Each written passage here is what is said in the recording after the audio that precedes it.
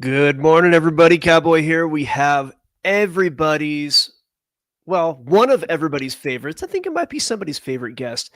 I don't even call you a guest. You're just pretty much us here at Rogue. Veles, Veles, the dark raven of the deep state. We love having you on whenever you can, come from whatever operation you're doing in outer Mongolia and come back onto the show with us today. And I understand, Velas, you're going to be taking a few weeks off coming up. Is that the case, or? Yeah, I'll get more specific with all of you. Basically the last 2 weeks of October, and for those of you that are concerned about when I travel, I'll be out of the country. So Just let us know what countries to avoid. I'm not saying tell us what countries you're going to. I know that's top secret, Velas, badass stuff, but at least let us know what to avoid. I'll be in Eastern Europe. Okay, so avoid Eastern Europe. Good. Yes. By the way, take a look in the description, free algo that I wrote for everybody. Click on that. Give us a real name, fake name. We don't care. Give us an email. We'll send that to you. Velas, I know you've been kind of telling us in the background that you have a hell of a show for us. You always have a hell of a show for us.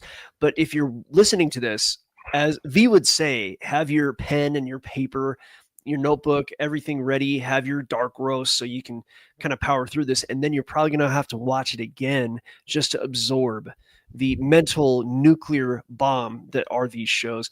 Veles, what do you have for us today? Well, deep thanks for that opening, my friend. And good morning and good afternoon and good evening to all the ships at sea, to all of you out there in the audience. So my first item is I'd like to thank the sheer ocean of all of you out there who have been reaching out via the email address I provided to either be added to Discord or provide your thoughts on or questions on some of the shows we've had. So that number again, folks, callers are standing by for those of you who remember that jingle. That's 1917 VELES at gmail.com. 1917 Veles at gmail.com. That's if you want access to Discord or have questions or what have you. I thought you were going to give us like a 900 number there for a second. Sorry for the interruption, but I just had to. Really going to age myself if I use, what was it, Chloe or whatever her name was in the 90s, the psychic that you could call. It's in the cards. It's in the cards. My thanks as always to Discord lurkers like Cave Toad, Knight, formerly NA Knight, my brother from another mother, Cool Cat, Valley Girl, Woke Finder, Hobo Sermons, and so many others who keep the fire going on the Discord site. We have a number of different topics out there, folks. So if you're new to the site or would like access to the site, let me know and you can check out that content. Also, for those of you who read the Discord site but never post, we see you too. That's a joke. So to open, the avatar I'm using for today, probably the only time I'll ever do it. Unfortunately, I wasn't able to edit the size. What you're looking at is a shield with a sword behind it, and then a red, yellow, red banner or flag behind the eagle there. That's a Russian imperial eagle rather than the one used by the current Russian government. The subtle difference is if you look at the shield of St. George in the center with the dragon, there's several smaller shields going around it. That's the difference between the imperial eagle versus the one used today. Why does this matter? And also because the colors of Spain are behind it. So why would that be? When the Russian diaspora occurred in following the revolution, ethnic Russians ended up everywhere globally. And when the bloodbath, who was Spain's civil war, began, anti-communist Russians fought for Franco. There really were no winners in Spain's civil wars. It was fascists versus communists. Never mind the fact it was a dry run for both future political overthrows in Europe and World War II itself. After what occurred in Imperial Russia, many skilled soldiers and officers, as well as volunteers, fought in anti-communist causes. The problem is they were manipulated into that conflict, as they were in other conflicts that followed. Now, this is my own ethnic community, and I know we were manipulated after having to flee our homeland. And instead of our leveraging, or at least certain elements of the community, because there were those that were on the right side of history, Instead of more effective measures against the Soviet Union or international communism, many ethnic Russians were redirected towards events who distracted us from the real conflict and who in London was doing it to us. So I'm using this symbol today as part of several topics we're going to be covering, and especially around Charlie Kirk. And, the net of this is lest my community now witness people in the United States become equally misdirected the way we were. Kay Griggs. Given the events of the last 2 weeks, I'd highly recommend all of you in our audience consider watching Kay Griggs' deposition on YouTube or wherever you may find it. She recorded that deposition, I think, back in the 1980s because her soon-to-be ex-husband was a high-ranking military officer, and she was afraid she'd be killed. Specifically, her comments during that, it's about 2 hours long, specifically her comments about the degree events are orchestrated and who knows who. Memory hole in Arkansas. We still don't know what happened to the former head of the Little Rock Airport who was shot in 2024 by ATF or ATFE. You may recall the body cameras of the ATF agents were strangely not working that day, or at least the film of the shooting itself is unavailable. This would be Brian Malinowski, who was killed by the ATF over some firearms he sold. Rather than ask him to appear in court or stop him on his way to work, they chose instead to break into his home early in the morning with armed agents. Thinking it was a break-in, he opened fire and was killed. His wife, Maria, has a court case working its way through the Arkansas courts right now. She's basically suing everyone. She's going after ATFE, she's going after each agent individually, and the United States itself. Of course, the problem with going after each agent individually is what's known as the duty of law, which means that she can go after the agency, but she cannot go after the agents for carrying out the duties of their job. She has 3 law firms representing her and a bunch of lawyers. There are several motions pending, including the U.S. attorney saying Arkansas is the wrong jurisdiction, defendants claiming the case has no merit, the list goes on. The defendants, though, have said they want all the evidence sealed, which is interesting. We'll see what happens after all the procedural crap works through the courts. I've added the case to the finder's case regarding the Union Gold of court cases I'm monitoring. The case number in the Arkansas court system, for any of you who may want to go find it, is 4:2025. The letter C is in Charlie, the letter V is in Victor, 00486. Monitoring. Awareness. Palantir, among other firms, have developed models to study which images in social media you respond to, and especially your emojis. And let me say that again. They're building a psychological profile on you based on your emojis. Just keep that in mind when you're on social media. There are other reports indicating a lot of effort in determining to what degree people can tell if a faked image is AI, or for that matter, let's just say attractive people on social media. That's how they're fine-tuning AI image development.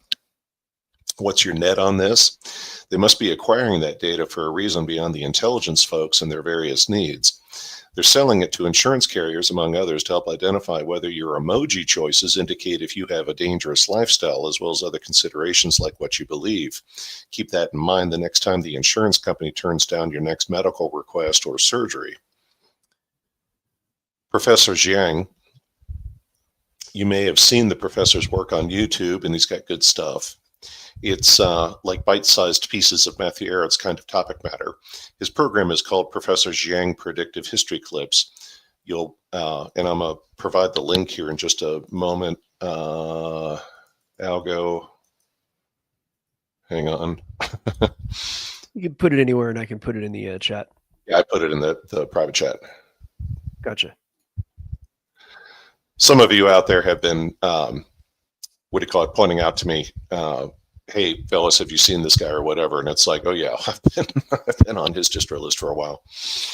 Other memory hole items, just a reminder, my friends, is it's already been drowned out by other events. Roughly 8 politicians in Germany who were members of a political party who advocates for the German people and not the EU were flat out murdered. I'll say that again. Someone of great influence and power in Europe or Germany itself killed leaders of a political party who are fighting for the German people in their own country. To paraphrase Mr. Rogers from PBS, can you say the powerful are scared? Sure you can.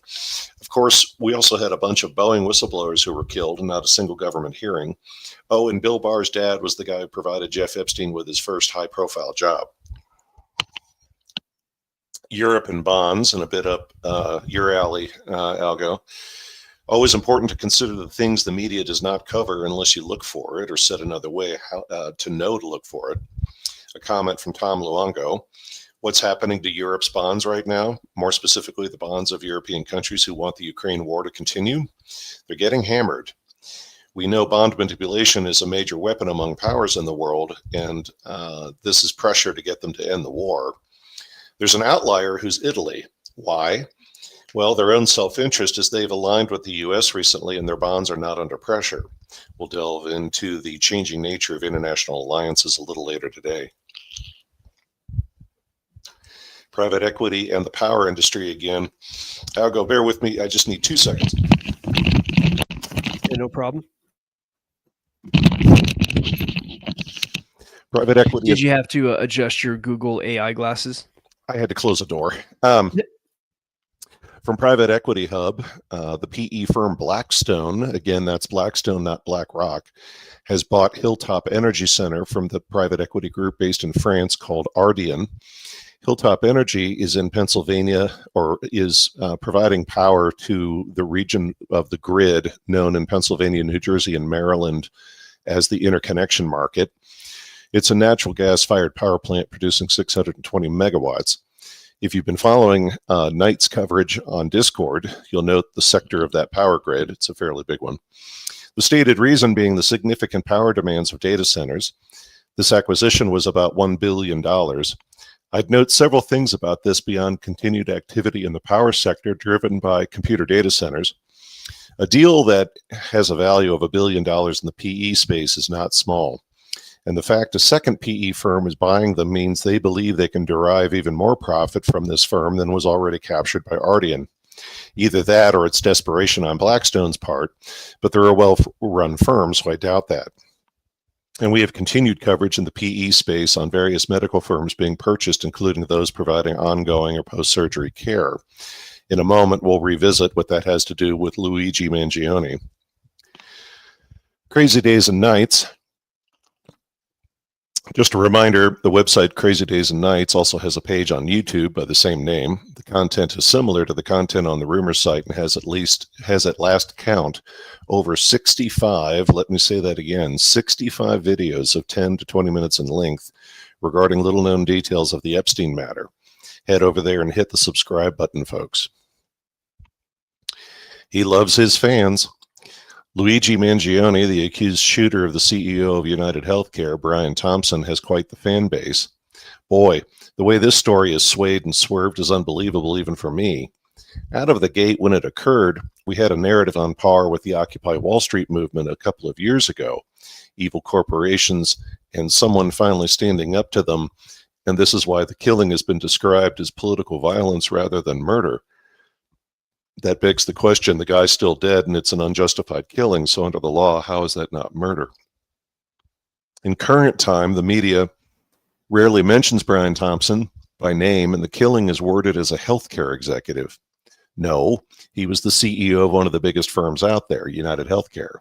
On Wednesday this week, the judge dismissed 2 of the charges against Luigi, including murder in the first degree as an act of terrorism and murder in the second degree as a crime of terrorism.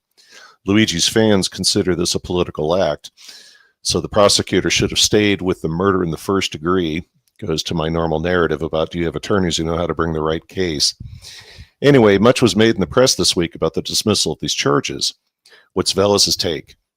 Well, the paid actors and those who genuinely believe in supporting him continue to keep attention focused on the case. By that, I mean the fans of Luigi. I'm serious about the paid actors because it's necessary this case stay in the public eye. Also note the fact Luigi supposedly carved messages on his bullet casings just like Tyler Robinson in Utah, who we'll cover later. One of the theories in the alternative community about the death of the United Healthcare CEO is this. It has nothing to do with social justice, and it's about money. A lot of money. The full picture on that theory needs some further development, but it boils down to this. There's an artificial intelligence application has been developed, and it could save a lot of money by eliminating back office jobs who currently perform that work. One of the impediments to getting it rolled out was United Healthcare. Among several financial interests supposedly involved are folks connected to Nancy Pelosi. Never let a crisis go to waste, and if true, this is also being leveraged to fan the flames of a supposed civil war. Speaking of Civil War, to quote Axl Rose of the band Guns N' Roses, what's so civil about war anyway? We've been hearing this narrative about a civil war in the U.S. for at least 2 years or more, all of which is social conditioning we've seen before. The sheer volume of comments from people on the left and right of social media is deafening regarding last week's death of Charlie Kirk is further evidence. Never mind what occurred the week prior in Minnesota or Colorado the same day as Charlie Kirk at the local high school. They're going to keep pushing this narrative, and we know that.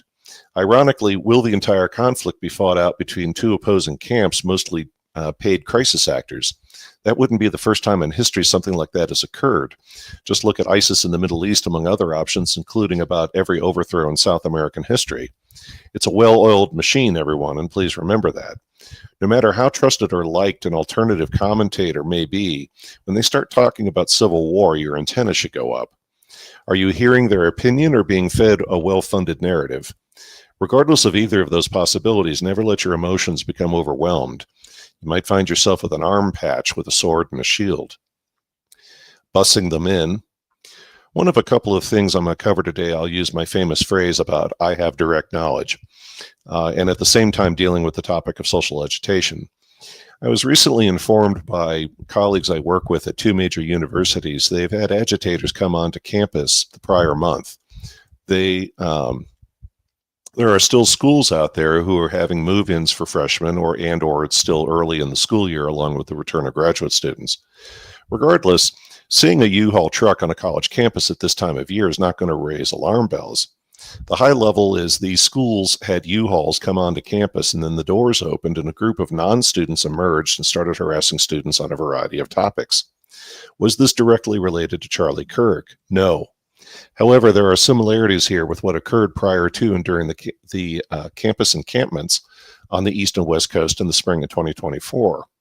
Again, situational awareness for you and your loved ones in any public spaces, not just universities and schools, and not to just pick on U-Haul, anybody with any kind of moving vehicle or similar.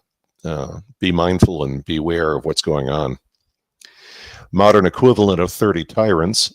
Speaking of civil war, for Greek history fans, the 30 tyrants were an Athenian aristocrats who acted at the direction of Sparta following Athens' loss to Sparta in 404 BC. The 30 aristocrats were comprised of the ancient world's original big government fans who lost power and wealth during Athens' democratic period of governance. Acting on behalf of Sparta, they imposed a government who favored the wealthy and the powerful. This period, in the case of Greece, only lasted about a year when they were overthrown after their brutality and repression and theft of property, as well as execution of opponents and exile of citizens. In the American equivalent, 250 U.S. state legislators from all 50 states were in Israel this week for the largest delegation of U.S. lawmakers to that country. Paying off D.C. politicians may no longer be effective, so we're moving into the local level. Game theory. Loosely said, the study of games and how to win them from the simple to international affairs itself. As you know, Tom Luongo, among others, is a big fan of viewing the world from the perspective of game theory, and in particular multiplayer games. What in rogue news parlance we would call a world environment occupied by apex and lower-level elites all vying for their own worldview. To oversimplify, though, what is the guaranteed way to win games and even multiplayer games in the international environment? Well, the answer is you cheat. So how does one cheat in the international environment beyond the obvious? You rig the game. How do you rig the game? Well, you do so through secret organizations, strange rituals understood by only yourselves. This accomplishes two things. First, it keeps the average person in the dark while they assume the system is working, and it guarantees your success. It also ties up people trying to read your intentions, working through ancient belief systems and arcane behaviors. Second, because you've rigged the game, it guarantees your success. However, there's a positive angle here worth considering. Even when you rig the game through cheating, the people you're rigging it with are going to cheat on you. In Veles' opinion, this is why elite intentions always fail, not without a few world wars and economic collapses along the way. Now, if I could just get off my tail and finish my doctorate, there's my thesis in the field of plutocratic study. For those of you new to the term, plutocratic study is a field few have heard of even in academia. That's because it's often only studied by high net worth serving institutions. Plutocratic study is the study of elites, and especially those of great financial wealth. My thesis being, why do elite interactions always lead to cheating among cheaters? To paraphrase the famous British comedian Benny Hill, come on, honor among thieves, said at a comedy bit he did at the annual thieves convention where everyone's wallet was stolen. Aircraft carriers. Speaking of game theory, where are the U.S. aircraft carrier battle groups right now? The Fifth Fleet, as usual, is hovering around Yemen and the Persian Gulf. 6 of our carriers have all returned to home port. The Gerald Ford just arrived a little while ago in Norway, and 3 carriers just departed San Diego, though the carrier, the Carl Vinson, is sitting near Indonesia, and the other 2 are still hovering around San Diego. My point, if China is a major threat, then why are there no carriers off their coast? And if Ukraine needs immediate U.S. involvement, why is the Gerald Ford enjoying salmon in Norway? Movies. Made a comment recently about movies and the fact they cannot seem to make anything who's not a remake these days. Yes, I know the narrative about how they cannot make a profit the way they used to, and everyone from Netflix to other streamers are doing a better job with content. Yes, I get all that. So let us recall Under the Silver Lake and associated narratives about movies. One of those concepts being movies are a regular reinforcing mechanism of the quote-unquote system. Admittedly, I fought with that concept for a long time. Initially, yes, there are certain movies who are communicating a message, but the whole system, that I had an issue with. Then I noticed not just regular product placement advertising, but certain themes a la Silver Lake in many films. Okay, you made me a believer. Then the ceiling caved in, and it's an admission of the fact that, yes, they're all pushing various narratives and themes. Not just the boy gets the girl, they have kids, everyone becomes a consumer, buys lots of stuff, rinse and repeat. Now that we have that out of the way, please consider the following. If movies are not being rolled out with the regularity they used to, there must be a reason why that is, given their social importance and their reinforcing importance. Again, if nearly every film who's released since around the 1960s and increasingly through the 80s and 90s is part of social conditioning, then why cease doing it? Did you replace it with smartphones? With streaming? What about the bigger possibility? What if because the model you were reinforcing is going to change, if not outright be replaced by something else? Food for thought. Fear of unity. Certain themes consistently emerge in our ESW Rogue programs and similar discussions elsewhere, and I readily acknowledge this pattern. When examining unity among different groups, it becomes crucial to maintain ongoing self-education and continuous learning on various subjects, a process you should never stop. A compelling interview with Sammy Davis Jr. from the 1970s recently surfaced and deserves attention. He began by discussing how Malcolm X initially advocated for separatism, which generated little reaction from those in power. However, after Malcolm X's pilgrimage to Mecca, he shifted toward promoting unity among all people. It was only then that his home was bombed and he was ultimately assassinated. Martin Luther King followed a similar trajectory. Remember my previous comment about the significant conversation King had with another civil rights leader just a week before his death. The leader essentially told him, you can criticize the systemic oppression affecting inner city communities all you want and call it the new plantation, but you cannot challenge the establishment's right to wage war. You cannot tell the community to refuse military service in those wars. Davis made another profound observation. Often those who silence such advocates come from within their own community, as happened with Malcolm X. When the interviewer asked why members of the African-American community would kill Malcolm X, Davis drew a parallel to Jesus of Nazareth, who was killed by people from his own community. This represents a recurring historical strategy employed by those in power, using members of a community to suppress voices calling for change. This pattern exemplifies what apex elites have long feared, comparable to the comprehensive collapse I discussed in my recent program about the global end of the Bronze Age. There exists a persistent fear that such widespread transformation must never be allowed to happen. Any public organizing, regardless of group identity, demographics, or even religious beliefs, has to be prevented. The mere possibility of such an organization is enough to alarm those in power. Keep this historical pattern in mind, not necessarily as it relates to specific events, but rather as it applies to the deliberate cultivation of division and conflict among opposing factions. Moving into some main course items. Nature of international alliances.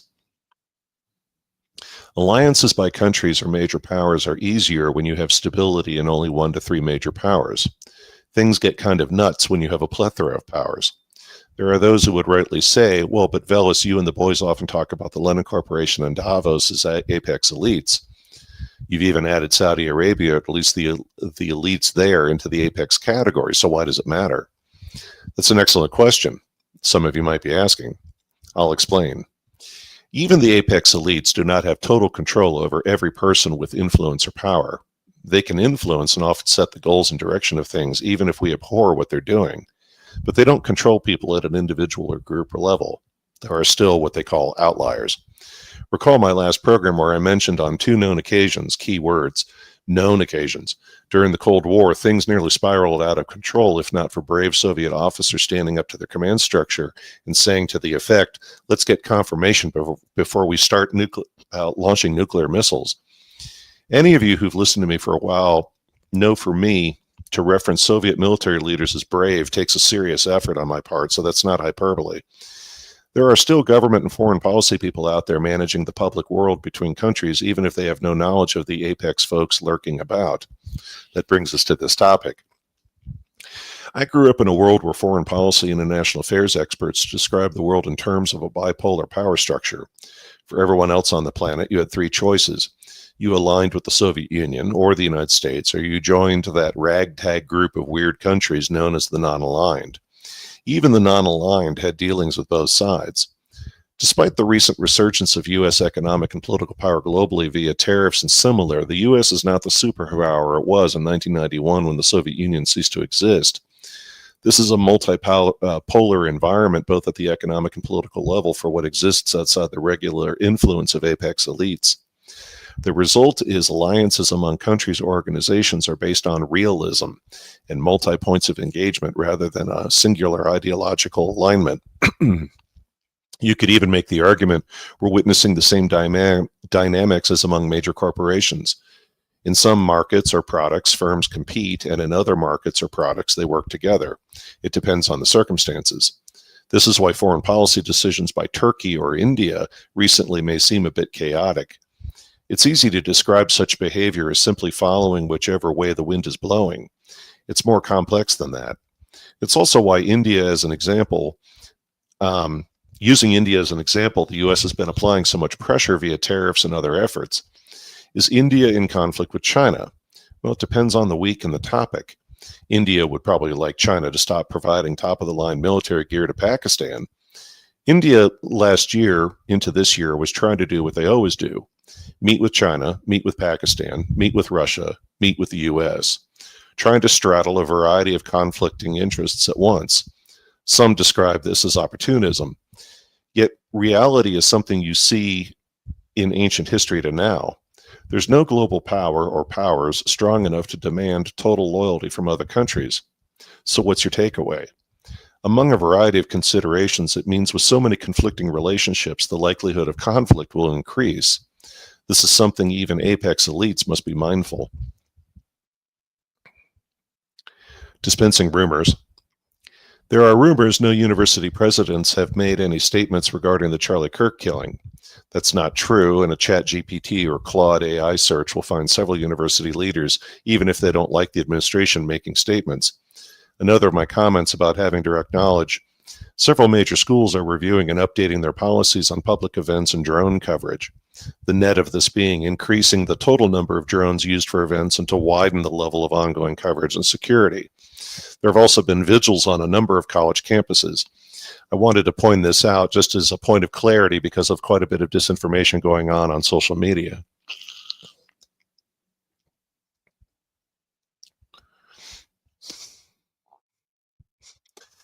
Obo Sermon's nice comment about filmmaking. So, Utah.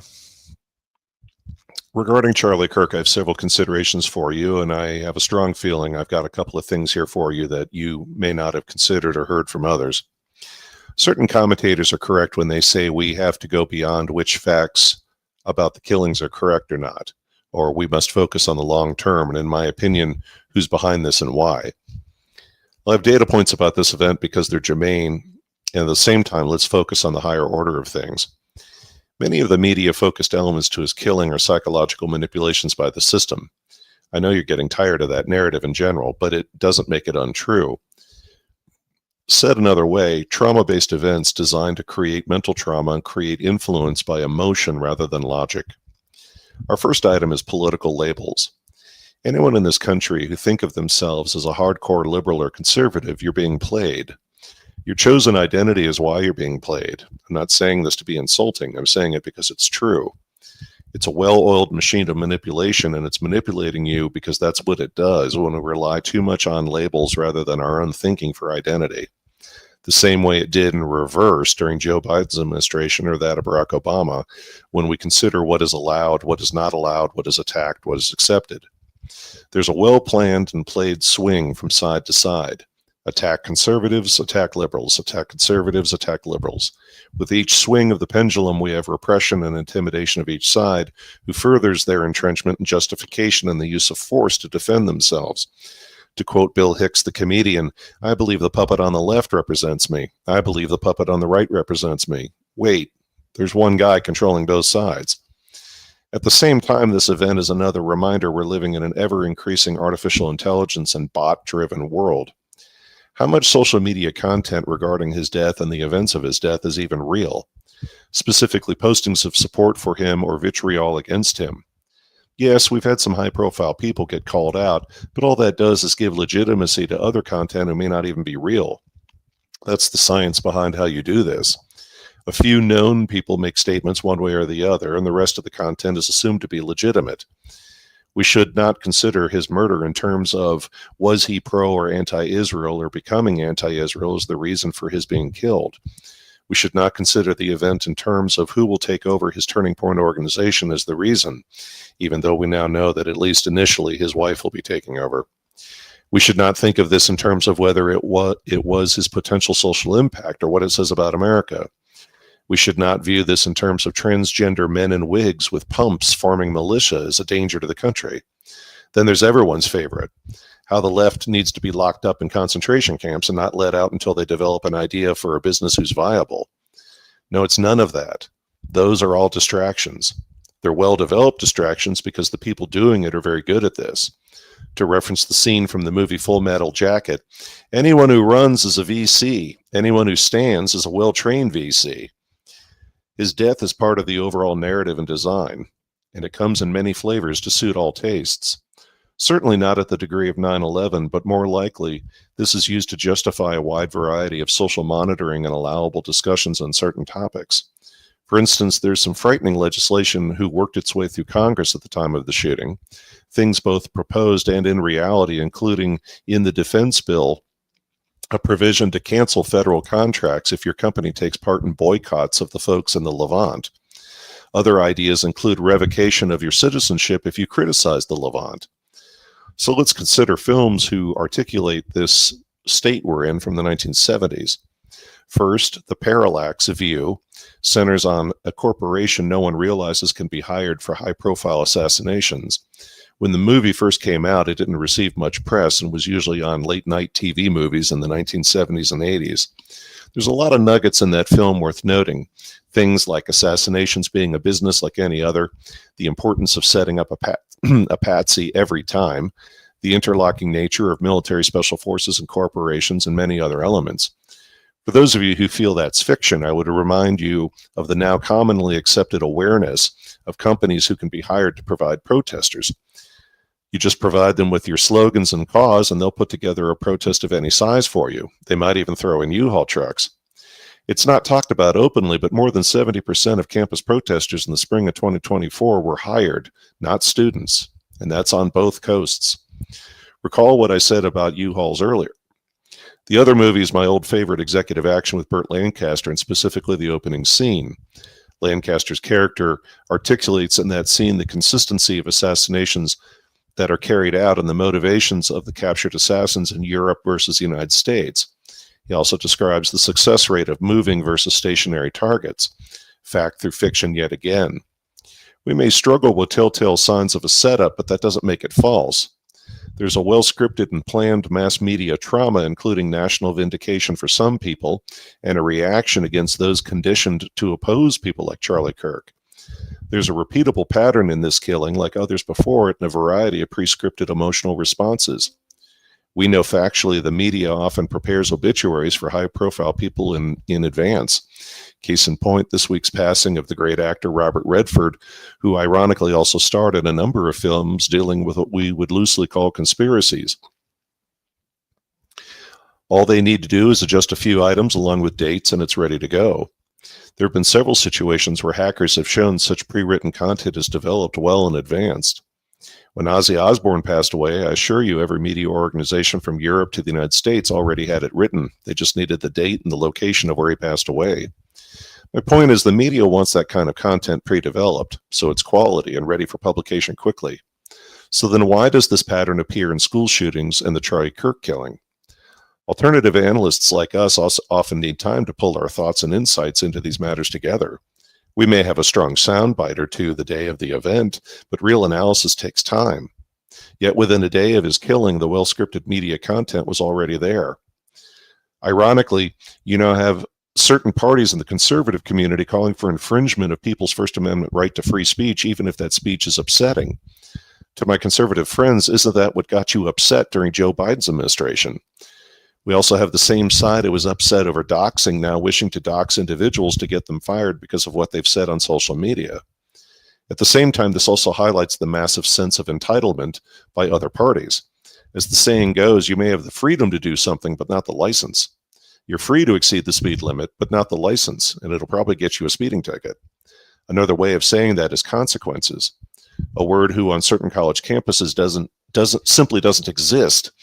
We've had many people who made inflammatory and violent comments who were lulled by years of no consequences.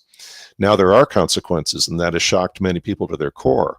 Just ask late-night talk show fans and Jason Bateman. What about the various media, whether cable TV channels or social media? Did their coverage not seem ready to go and well-scripted? Do not forget every time this occurs, the pendulum will swing back the other way. This is distressing because both the left and the right are being played and they don't realize it. Said another way, here's your arm patch with a sword on it. A very important takeaway with this first part of my coverage of this topic is this. It doesn't mean Charlie Kirk's killing was planned from end to end relating to the media and its response. However, it does mean certain media and nationally impacting items were in place should the opportunity present itself, not the least of which was his body being flown back on Air Force Two and the flags in the U.S. at half-staff. Mr. Kirk was a social commentator, but not an elected official. If Noam Chomsky or Bernie Sanders were murdered, would similar things have occurred relative to Air Force Two and flags at half-mast and doxing anyone who praised their being killed? Let's discuss the 22-year-old shooter, Tyler Robinson. Everything about him indicates he's a plant. Not saying he doesn't believe what he's saying or his belief he took part. I have no doubt he would pass a polygraph if asked whether or not he shot Charlie Kirk. That doesn't mean he's the actual shooter. Ask the Kennedy family about their feelings on Lee Harvey Oswald or the King family about James Earl Ray. Are you noticing a pattern with these shooters and shootings such as Utah, Colorado, and Minnesota, and that's just the last 4 weeks? In the period leading to violence, these individuals are very methodical and careful in their planning. Then as soon as the event is over, and assuming they're still alive, they leave clues everywhere, including social media posts. I mean, who does that? Plus, consider this. If you're truly committed to your cause, and you're a true ideologue, for instance, the famous Washington, D.C. sniper John Allen Muhammad, then you scurry off after each attack and you plan your next. You don't leave enough clues a blind man can find you. I'll also add this for consideration. The FBI and the NSA have software who borders on godlike. If not prior to these acts, they sure can scour data quickly to narrow down suspects. Yet Tyler Robinson was discovered because his roommate and his dad turned him in. Once publicly identified, internet sleuths found a ton of data who all point to many questions about him and the narrative. Law enforcement could not consider him a suspect until he turned himself in. We don't even have a rumor of a trajectory examination of the shot. Kirk was in a seated position and we know the wound location. I'm not saying it's a simple thing to do, but this is where a volunteer or a mannequin is used with string to trace the bullet path. Was it really the roof, or was the clip V shared on Gus' show on Wednesday the truth of what occurred? Was a loud bang used to mimic the shot from the roof, and a closer firing position was used? The bullet choice in the 1970s and 80s in South American assassinations was often a .22 caliber hollow point. Any loud noises who occurred during those killings in those countries were to cause confusion and enable the assassin to escape. So let's consider the rifle cartridges. Even a long rifle cartridge does not have a lot of room to write anything on it. Further, the only reason you scrawl anything on a rifle cartridge is because you expect it to be found. Also would probably be fake anyway, but we haven't even seen those rifle cartridges in the press. And it's certainly not going to impact any case being brought against him to prosecute him. We've only been told what the media says those cartridges say, and recall my earlier comments about Luigi. Other considerations include where's the autopsy of Kirk and the bullet who killed him? An evidence handling question, has there been confirmation the bullet who killed him is in fact a .30-06 per the supposed murder weapon? Do you have fingerprints on the shell casings? Where is the shell casing of the fatal shot? I'm pondering the JFK team smacking themselves in the head saying, you know, we should have done that. We should have had Oswald's cartridges with pre-written pro-Cuba statements. Mike Moore pointed out investigators say they found a palm print on the building roof from the shooter. That one nearly made me fall out of my chair. Anyone remember the JFK assassination? There were no fingerprints on Oswald's rifle, and then later someone found a palm print at the FBI lab. Speaking of the shot, is that difficult at 200 yards? Well, not exactly if you've been to a gun range and you took the time to dial in a scope. Further, he was shooting at a stationary target, noting again the movie executive action. Let us cover the logistics. I've personally been involved for a couple of years now in large-scale events at universities and public settings. There are always magnetometers and dogs at a minimum. Neither would have prevented someone from being on the roof with a rifle, but it speaks of overall security by the lack of either dogs or magnetometers in Utah, at least based on public information. Never mind the fact there's a reason controversial people often speak indoors, but yet on this occasion Kirk was outside. This was on par with JFK's bubble top being removed from his car while cruising through Dallas. For events like this, there are often drones operated as well. Officially, they're there to take photos of university sporting events or similar for public relations purposes. Unofficially, they're there to scan areas that are not easily seen from the ground, like roofs. It depends on the state where the school is located, but I know of several universities where you have to have an FAA flight plan to fly anywhere near a university. Evidently, there was a single drone or no drone at all, depending on which news source you look at. There certainly isn't clarity on drone operation, and if there was a drone, where are the films taken that day, and what was on the roof? Charlie Kirk was not as high-profile a public person as one might think would be necessary to galvanize a particular sector of society. So then the value of his removal must be something else, unless his removal is a reaction to something else. I'll allude to that something in a moment. What was Charlie's value proposition officially? Well, one of his biggest areas of impact was his outreach on college campuses. And that's always a sore topic with the militant element in the United States, because to them, universities are their breeding ground and nobody else. You'll hear many things about the degree to which he had influence in that segment of society. Equally to what degree, to reference the Marxist way of thinking, are college students, especially young men, achieving social or system-based consciousness? During the coup, I heard and read analysts demonstrating a growing awareness at the high school and college level of the younger generation feeling they may be screwed, more specifically young men. And, more screwed than the degree to which they felt that way in the 60s and the 70s. Further beyond that is the growing realization they want to find mechanisms to do something about it. Did you notice the JFK-like aspects of the vice president being so prominent in flying home Charlie Kirk on his plane, a la LBJ in 1963? The vice president prominently photographed next to Charlie's widow as well, just like LBJ.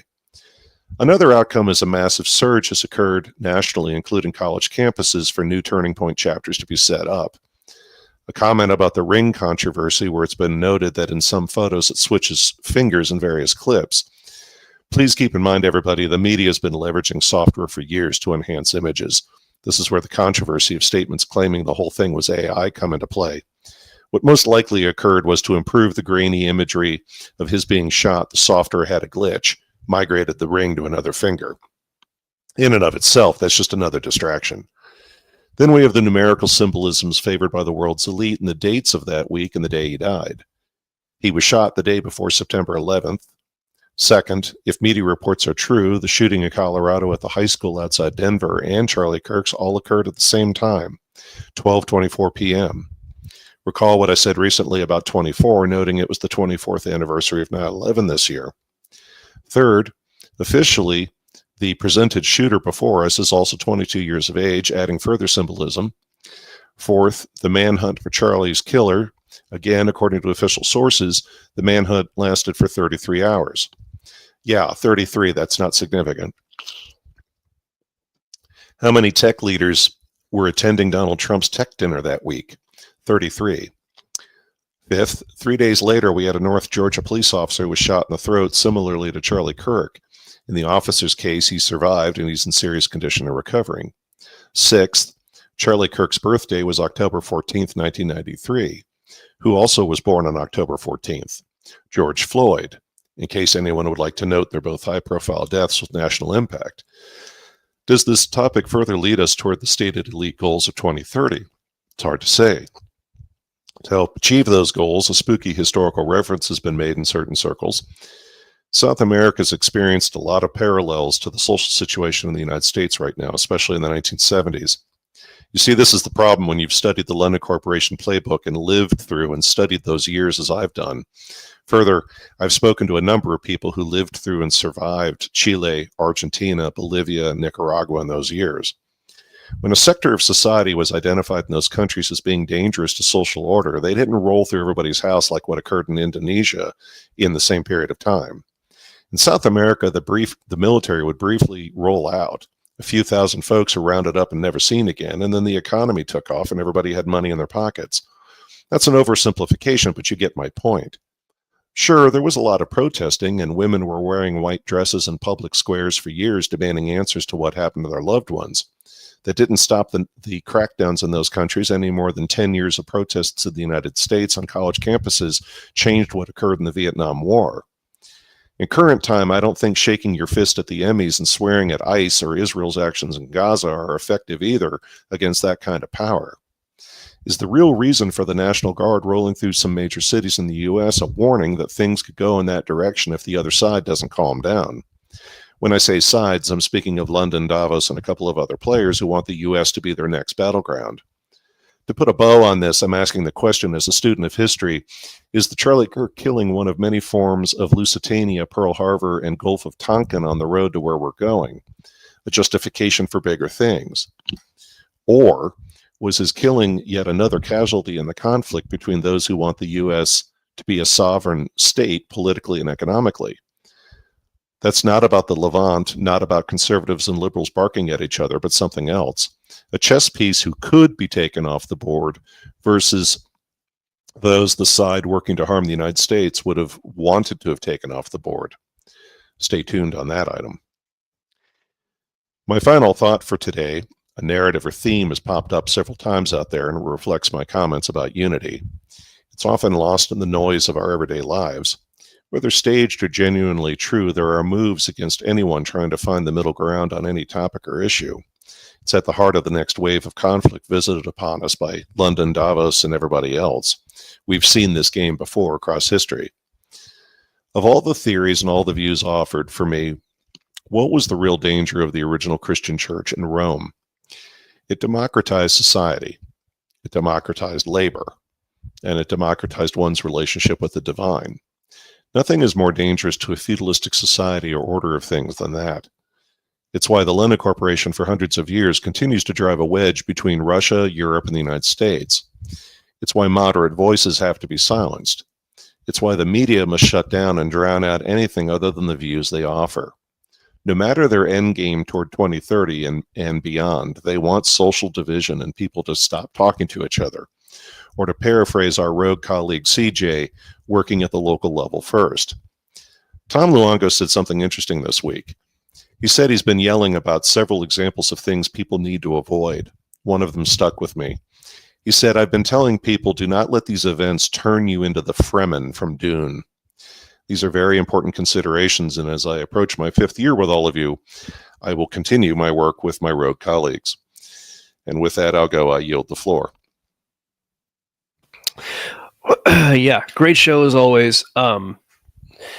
Couple of items, and I'll start with the more recent bit here. And we were talking about this, you and I, in text, when it comes to the National Guard going into certain cities. Yep. And I was sitting actually with EM yesterday, and he had a friend over. And one of the things he mentioned was that it might be that the National Guard is preempting something that might be, some kind of Antifa type attack or whatever it might be.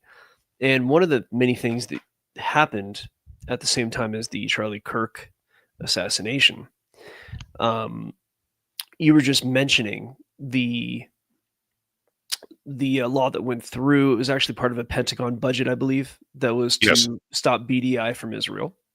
You had 250 state, senators, if you will, state Congress people going to Israel. Legislators, yes. Legislators, thank you. So, yeah, I imagine that they were all conservatives, or most of them. And that's kind of the Soros model. Soros would go after the more local elections. And it seems that AIPAC has perhaps done what they can at the national level. So now they need to go to the state level. But one thing that it's a little concerning to see all the kind of cancel culture also relating to becoming the Fremen. For those of you who don't know the Dune series, what you're looking at is a situation where a people were basically suppressed for thousands of years. And Dune takes place like 10,000 years in the future. So after all of this suppression, the Fremen have become very tough. They live in a very unhospitable planet. And then they essentially go on what they call a jihad, and they just go conquer the known universe. And they slaughter billions and billions of people. And Tom is saying we don't want to do that. And Ian Burlingame is also saying something similar, where yes, we may be pushed into violence. We may not be able to stop being violent, but we have to avoid the kind of turning into Nazi Germany type situation where we become an ethno state, and then it's a terrible deal. So and we're definitely looking. I mean, I'm on X all the time, and I can tell you that the race baiting that's going on, like they're trying to bait us into a race war as well. So that's this whole thing. And I guarantee you, whether they planned this assassination or whether it was some nut inscribing items on bullet casings, which I'm not convinced of, either way, they will be used to make you upset and angry, right? So you have to watch out for that.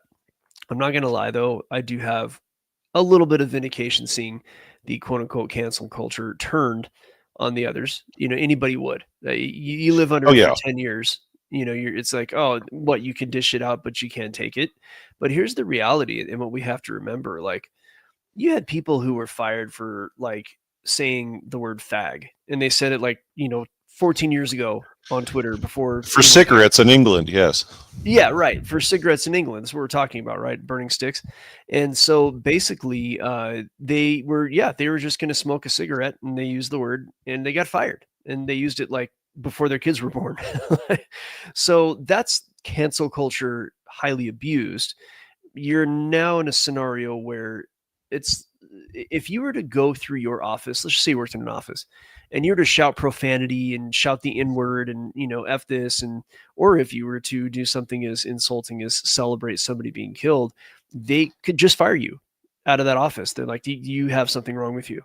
And Right. You're right now representing our company. Well, in the world of social media, those consequences are the same thing. We have the freedom of speech. You can say whatever you want online. And as a matter of fact, the private companies that own these social media, they can choose to censor you. Technically, they're a private company. I think maybe there's a conversation around whether or not they should be allowed to, but right now they are. But even if they don't, there are consequences. If I go up to some dude and I say F you and your mama too, I might get punched in the mouth. Like, you can say whatever you want to say. Just understand that. So anybody that's, I do think that we should urge caution on the hair trigger to want to use the cancel culture and the doxing, and I think we might be going a little overboard, but this is the Fremen. It's like the internet version of the Fremen. Like the right has just been so suppressed for so long that they're just like, okay, make this guy famous. And from Dune Chapter House, I'll use the quote: "We become that which we hate the most in our enemy."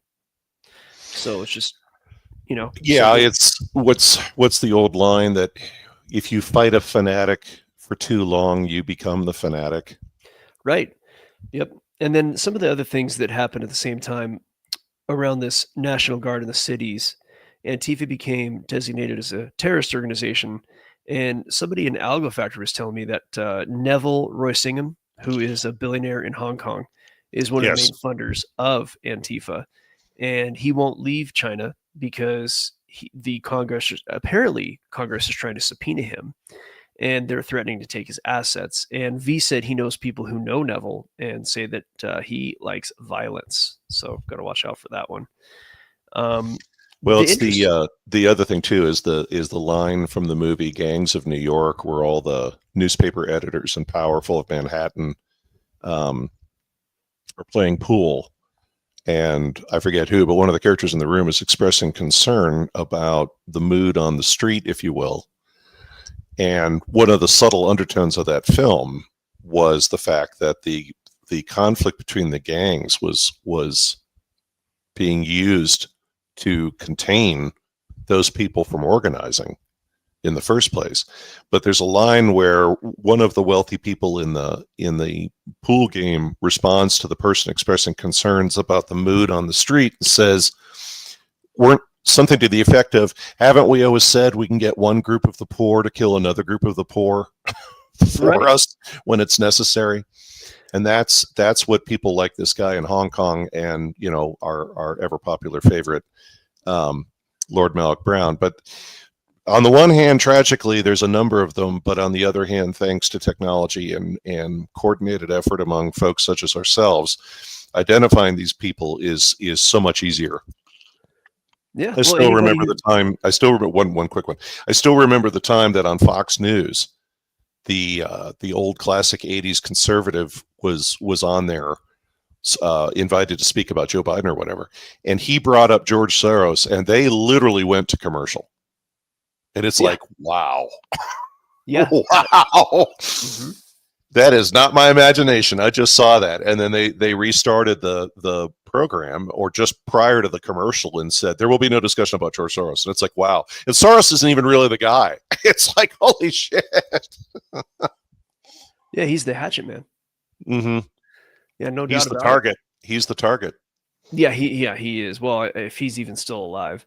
I suppose there are enough young boys in the world for him to steal blood from. So, obvious parallel between MLK, Malcolm X, and Charlie Kirk, if you can believe it, is that they were preaching unity. They were preaching unity, and at a minimum, they were preaching a conversation. There's I've never watched the whole film, but there's that scene in Malcolm X where a white woman student comes up to Malcolm X and says, what can I do to help your cause or whatever? And he kind of dismisses her because he's like, you're not part of our community. And then later there's this comment where he's like, I was in error. We all should work together, to use the quote in Asia, rising waters lift all boats. And that's why I use the icon I did on my avatar for today, because I'll be completely honest. Those were good soldiers of the Imperial Army, seasoned people, intelligence officers, and others who fought with Franco, and it was a complete lie. They were completely manipulated. They never should have supported. There were, like I said about the Spanish Civil War, it was a professor of mine who once said, "Who the hell do you root for in the Spanish Civil War?" I got communists and Nazis. It's like, this is Detroit on a bad night. No, there's no winners here. And of course, any moderate voices in Spain before the Civil War broke out in the 30s were, of course, silenced. But it's another situation where my community got dragged into it based on their belief, well, we have to oppose communism. It's like, yeah, but look at the people who are opposing the communists. It's like, Stanislav and Pyotr, I'm just thinking maybe we should sit this one out. Let's sit this one out. But anyway. I had an interesting thought, and I'm noticing this amongst a lot of our circle, and I'm calling it conspiracy fatigue. Yes. And, so you were talking about how people are getting tired of the narrative. That was your comment. I'm like, yeah, I know a lot of people who normally would be trying to look into things, but there literally is conspiracy fatigue. Like, people are just tired of having to think past the obvious explanation. And if there is such a thing, then this has been done to you. I can guarantee you that. Well, and it's funny you use that word. I was literally having a conversation with someone last night about a family-based problem they're dealing with, and my comment was the parties involved. Veles, did we lose you? No, I'm here. You there? We lost audio for Veles. Am I on? You're on now. Yeah, we just lost you for a second. Okay. I was having a conversation with a friend of mine last night where the term fatigue came up in reference to a family that was dealing with some serious problems. And basically it was everybody's so fatigued, you've almost got to bring in outsiders now to help them work through that issue because everybody is so exhausted. And it was a term, strangely enough, when a number of the industries I've worked in, thank God not the one I'm in right now, but when I worked especially in telecom in the 90s, and again, some of the federal contracting work I did, and then for a private sector firm doing large scale implementations, we used to use that term frequently because, I mean, there's no other way to say it. People died. Those jobs were so stressful. And there's a point at which, I mean, I saw this in the medical research we did with soldiers serving in Afghanistan and Iraq. You can't just keep pumping amphetamines into people. It just, I know there are senior executives and officers who feel that way, but it's like you can't do that. You have to let the mind and the body get some downtime, and that's the use of stress and trauma, which is why I use the trauma phrase so many times today, is to create fatigue. That you just, some of you may be able to relate to those moments in your life when you've been so stressed out that everything seems brighter and louder. And there's truth to that because you're having endorphins that have broken down in the brain. And so now when the signals are going between the different receptors in the brain, everything's on fire because there's nothing to kind of tone that down or regulate those electrical signals, which is why, diet, exercise, and other things are very important. But like I said, there's limits even to that.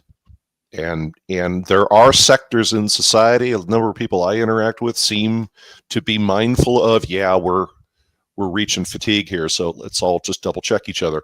But there are other areas of society, especially at some of the universities I've been working with of late, where just the tone of certain parties, where it's like, wow, I don't believe in restricting your civil rights, but I do believe you need to be on medication because it's like, holy shit, what is wrong with you? And I don't mean their view. That's not it.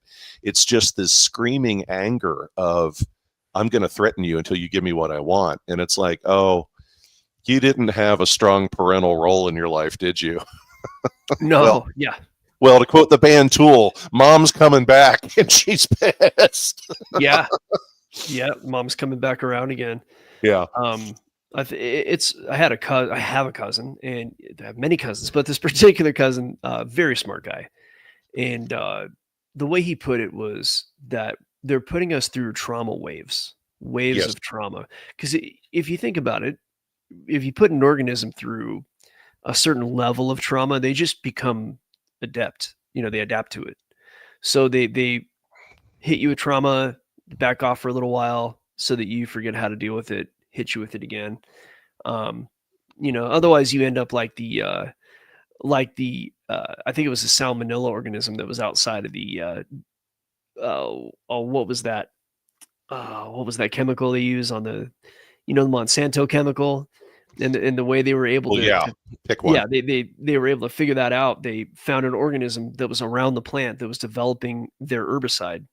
And then they took the genes out of that and they put it into the crops so the crops could survive the herbicide. And, we don't, unfortunately, I don't want to even try to genetically modify myself for any reason. But the whole point is they don't want us becoming immune to it, so they're going to turn it on, turn it off. But I imagine there's going to be a time when they got to go for broke, and hopefully we're not there. It's always an interesting week. Yeah, interesting week. So great show as always, Veles. Thank you and of course I like to chime in at the end. Some I think it's it's kind of this weird time. We got to walk a balance. Like we have to not be too crazy, but we also can't rest on our laurels. It's a weird balance we have to walk, it seems.